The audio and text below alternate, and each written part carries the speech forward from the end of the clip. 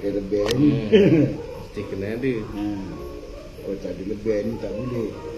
Kau pakai lebih serban orang esok orang sembuh pula rumah kita pula besok. Cepat lagi Pak Ustaz. Pakai ni. Tendang teritu. Tak ada siapa nak ni itu.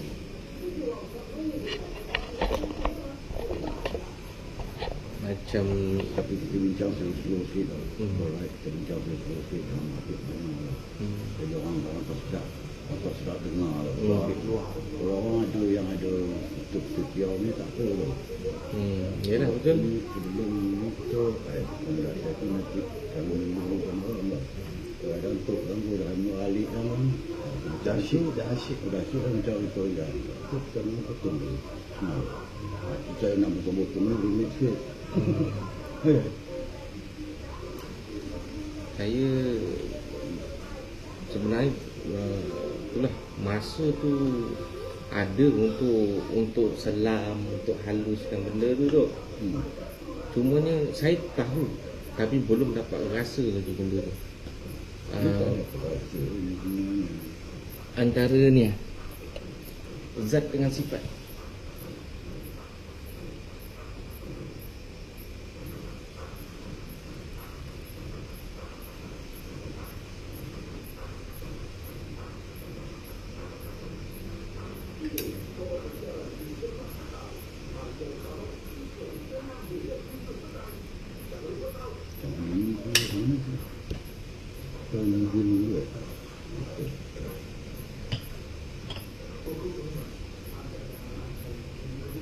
Lain ni.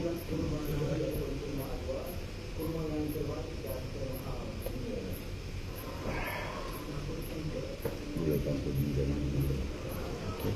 Aku buat sikit lagi orang jelas ni. Tidak boleh.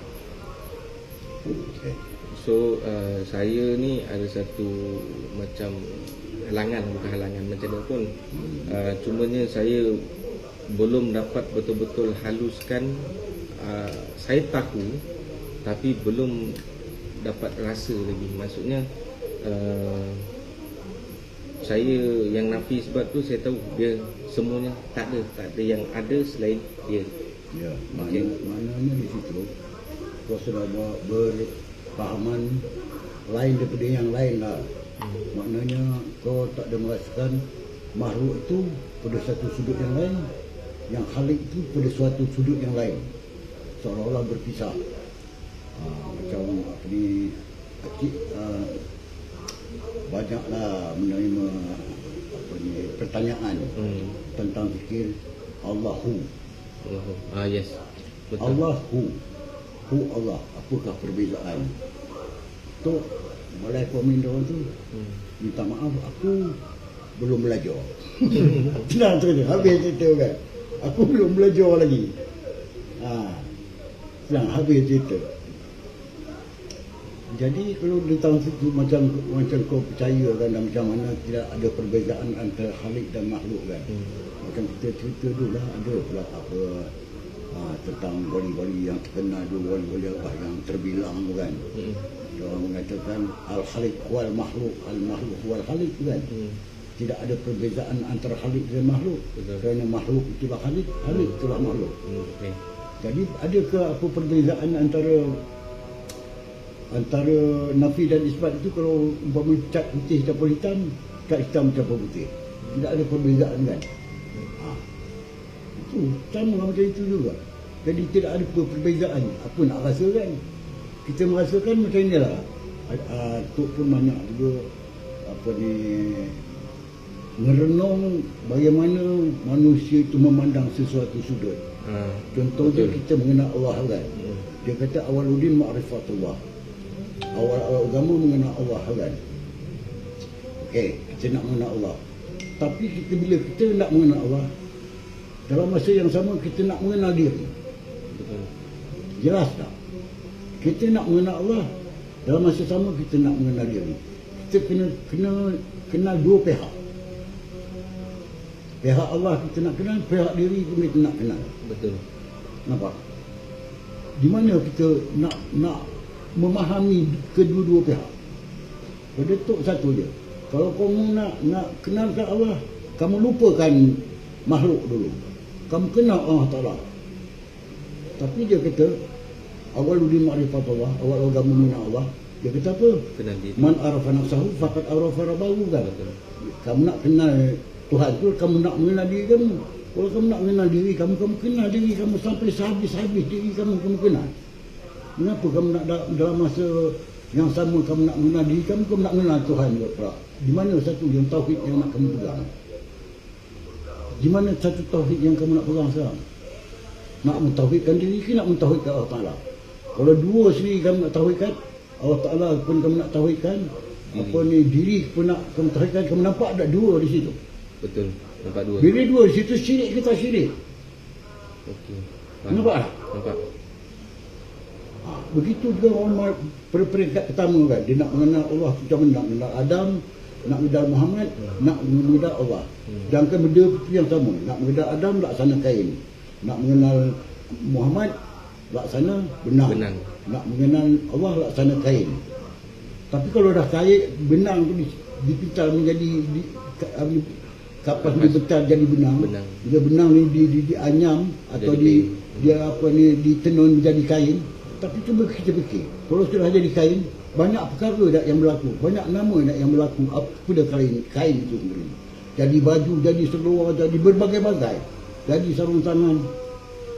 Kalau dah jadi kain, dia jadi banyak. Tapi adakah perbezaan antara kain, baju, apa benda tu? Adakah lain daripada adakah lain daripada benang? Adakah benang tu berlainan daripada kapas? Kan kesama je kan? Betul. Cuma apabila berpindah ke satu tempat dia akan berubah nama. Di situ kedudukan dia yang kita perlu fahami. Kedudukan dia. Jadi yang payah ni dalam kita nak mengenal Allah Ta'ala, nak mengenal diri. Takliknya mengenal Allah Ta'ala tu taklik mengenal diri. Kamu lupakan Allah Ta'ala. Kamu kaji diri kamu sebenar-benar. Kita nak kaji diri kan. Tuhan pun tahu Allah Ta'ala tu tak suruh kenal dia. Dia suruh kamu mengenal diri kamu. Sernya mengenal kamu akan aku. Maknanya bila kamu kenal diri kamu, serupa kamu kenal dengan Allah Ta'ala. Contoh macam kenal baju, nanti dah lama tahu dia datang dulu. Benang akan. Dah tahu.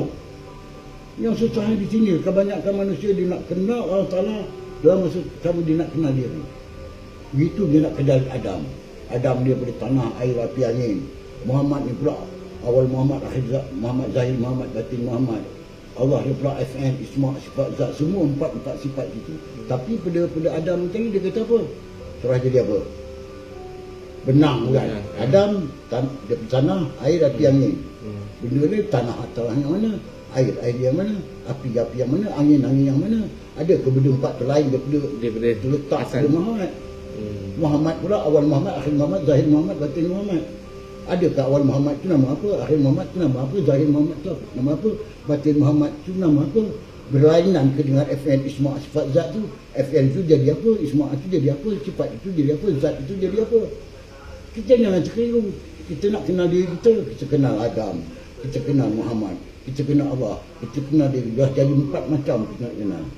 Bukan tak boleh kan nak kenal benda itu. Boleh.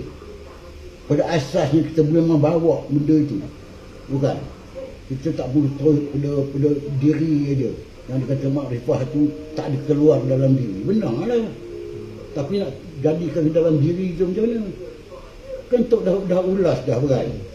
Kita Tok dah ulas dah benda tu. Tengok dalam video lepas tu macam mana. Tok ulas macam mana. Legat. Sesat di hutan yang besar ke? Sesat di dalam rumah yang besar ke? Sesat di dalam kelambu yang besar ke? Sesat di dalam diri tu dapat dah potong. Sesat dalam diri tu macam mana? Begitu dengan kafir. Kita mengkafirkan orang mengkafirkan kita. Kena tanya dulu. Kategori mana yang kita nak dikafirkan? Kafir inallah, Islam innanas. Islam inallah, kafir innanas. Islam inallah, Islam innanas, kafir inallah, kafir innanas. Macam mana kafir yang macam ni? Jangan nak tuduh orang kafir-kafir. Tok sendiri pun tak berani nak kafirkan orang. Dalam sejarah hidup Tok lah. walaupun tak ada di zaman YouTube di mana ada kan, ini zaman ini baru ada. Tu tak pernah mengkafirkan Hindu ke tu, Kristian ke, macam si Bannon tu dah mati. Acik galakkan kamu kenal apa ni justice tu, kamu kenal macam Hindu pula pernah macam mana ayah ni, macam mana ini apa dia kata Krishna ni macam mana duduk dalam sebuah pintu gerbang yang ada 9 pintu gerbang ni kata memang betul kan. Dia takkan nak ceritakan pihak itu tentang dia, kita nak mencari ilmu kan senang kan. Jadi perkara ini macam persoalan kamu tu, di mana kamu duduk sekarang. Sekarang kita tinggalkan apa yang di persoalan komen daripada orang luar. Orang luar ni nak komen susah cerita lah. Susah cerita lah orang komen kan. Dia orang dah jadi hakim. Sesat. Hakim dia orang tu ada ke tahu dia. Acik nak tanya yang di luar yang dapat hanya ilmu fiqh, dah nak komen orang cerita tentang ilmu usudin, nak mencerita tentang ilmu tauhid. Kita baru belajar ilmu fiqh. Tapi nak niat nak komen ni dah jadi hakim. Tapi kalau kita jadi hakim sekalipun, kita ada tauliah.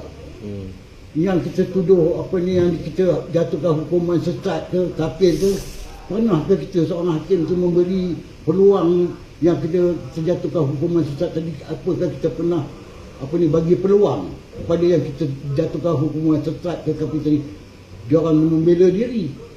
Tak pernah kan? Tak pernah. Cuma hukumkan sesat, hukumkan kafir. Kalau macam itu sikap seorang hakim, lebih baik tauliah dia orang tu, ketas tauliah tu, sapu punggung lah. Sapu punggung lepas berak, sapu. Lepas tu campak lentung sampah. Jangan fiqh, ilmu fiqh dah sampai pandai nak komen orang. Pakcik pun bukan apa ni, menghindari diri itu daripada dikomen orang. Komen lah kalau kena rayunya. Tapi kita bercerita tentang ilmu usuluddin, ilmu tauhid, ilmu mengenal Allah Ta'ala. Bapak-bapak fiqh hanya nak komen. Kita boleh terima ke manusia engineer macam itu.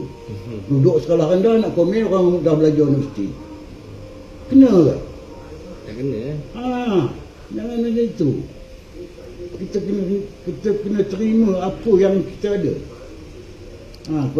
Kalau rasa kita ni rumput, janganlah bercita-cita nak panjat pokok kelapa. Duduklah bawah tu. Ada juga faedahnya. Contoh je, dia rumput di bawah dapat juga dimakan di haiwan-haiwan, lembu ke kambing ke bawah kan. Itu sifat kita. Ini rumput nak jadi pokok kelapa, nak tinggi. Mana mungkin? Tak mungkin, mustahil kan. Kecuali kamu benar-benar belajar. Belajarlah ilmu fiqh tu bukan salah. Fiqh. Belajarlah ilmu tasawuf. Macam mana nak mengawal hati daripada takbur, sifat takbur, riak, sum'ah, berbagai-bagai kan. Itu kerja hati. Ilmu usuluddin pula kena mengaji sifat 20 tu. Macam mana kedudukan sifat 20 tu. Wujud sedang bakal sampai minta kalimun kan. Begitu sudah matang. Nafi sifat tu macam mana. Dalam la berapa sifat dalam itu, ilaha berapa sifat, ilah berapa sifat, Allah berapa sifat, berapa sifat nafsiyah, berapa sifat salbiah, berapa sifat makni, berapa sifat maknawiyah, macam mana istirna, macam mana sifat istirna bukan. Kena belajar betul-betul, faham betul-betul, boleh sampai kepada usul tahqiq. Kita tahqiq, kita faham betul-betul, confirm apa yang kita belajar, kita confirm jadi pegangan kita. Lepas itu baru belajar ilmu tauhid. Janganlah bawa tauhid rububiyah, tauhid uluhiyah. Mudah bercerawang, mudah bersimpang siur dah. Kita nak menyampaikan apa yang ilmu tauhid itu. Ilmu tauhid itu dia kata 4 aja, tak banyak, semua 4 tadi. Tauhid af'al, tauhid isma', tauhid sifat, tauhid zat. Muhammad tu nak kena begitu dia. Awal Muhammad, akhir Muhammad, zahir Muhammad, batin Muhammad. Kalau macam Adam pula dia kata apa? Tanah, air dah tiang ni. Diri pula dia kata apa? Diri terdiri, diri terperi, diri yang punya diri terperi. 4 juga diri. 4 peringkat. Itulah cara dia kita belajar kan. Barulah nak boleh kata tadi nafi isbat tadi macam mana. Al-Khaliq wal makhluk, al-makhluk wal khaliq. Macam mana? Pusing-pusing balik sama. Sama aja. Nak mencari tu bersimpang siur. Bila simpang siur, tak ada dapat guru yang apa, yang dapat memberi kepahaman macam mana kedudukan ilmu. Kita jadi keliru. Tok pun tak merasakan Tok ni seorang guru pun. Korang ada merasa datang jumpa seorang guru? Siapa pun jumpa dengan Tok? Ada pernah Tok rasa korang ni anak ini murid, anak murid aku? Aku tak merasakan itu adalah anak murid aku. Standard aku bukan anak murid, bukan seorang guru. Aku nak jadi seorang guru lah. Rasul tu berapa tinggi darjat dia? Pernah dia mengatakan akulah maha guru. Pernah? Tak pernah. Tak pernah tahu pun, kan? Dia boleh tanya orang bila ya Rasulullah kamu siapa? Anak Abdillah, aku hamba Allah. Kita pula nak gah jadi guru. Anak murid dah beramai dah berpuluh-puluh ribu. Aku disanjung orang. Inilah penyakit yang kata penyakit ujub tak kebur dalam hati ni. Inilah. Ini penyakit yang susah. Sifat mazmumah tu. Sifat yang tercela tu. Jangan. Tok tak adalah. Kau usah anggap lah. Usah anggap Tok ni kau datang nak belajar tak. Orang balik lah. Aku halau mentah je tu orang. Bila kau orang nak jadi murid, mana aku seorang guru? Betul? Aku seorang guru kan? Title aku seorang guru. Bila title aku seorang guru, aku mesti nak pastikan anak murid aku kalau aku belajar sekarang bila katakan dia apa menghadapi peperiksaan, aku hendakkan anak murid aku tu lulus semuanya. Kalau jadi guru ajar je kita tak berapa faham, kita nak ajar anak murid kita tak berapa faham. Bila anak murid kita menghadapi peperiksaan besok, anak murid kita semua katui, gagal semuanya.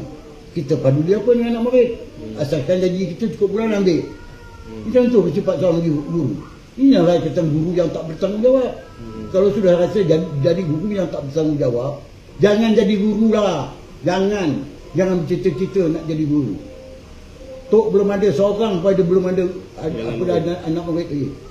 Belum ada pengikut. Kalau rasa siapa yang nak datang rumah Tok nak rasa nak berguru, tak payah datang. Aku halau mentah aja. Aku tak sudi. Kalau saya nak datang berborak-borak kosong macam ni, okey. Bila bentuk terima? Siapa pun kamu. Walaupun kamu Hindu, walaupun kamu Buddha, walaupun kamu Kristian.